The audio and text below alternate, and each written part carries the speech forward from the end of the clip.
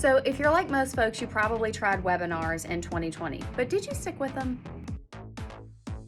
Did you know that the average number of total assets gained per new household directly from webinars in 2020 was $444,000?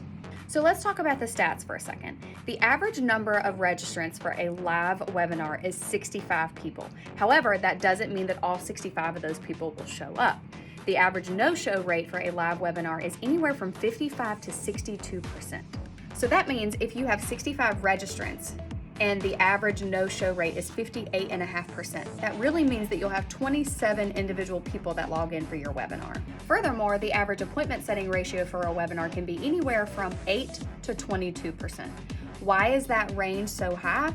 Mainly because of the subject matter of your webinar, but also your presenting skills.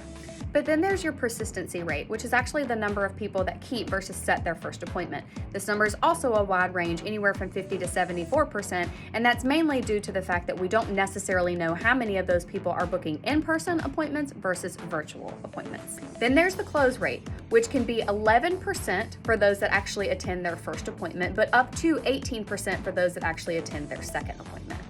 Now, what do you have to spend to get in front of that many leads? Well, the answer is a little bit tricky. There's three main costs to webinars. The first is your actual webinar platform, something like Zoom or GoToMeeting or similar.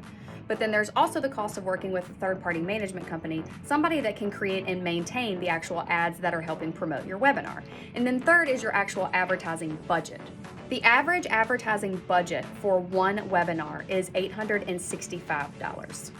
So what does all this mean? It means that webinars are a low effort and for the most part low cost way for you to get new leads into your funnel.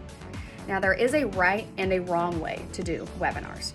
So give us a call for exclusive partner access to FIG's preferred webinar vendors, best practice tips, guides, and so much more.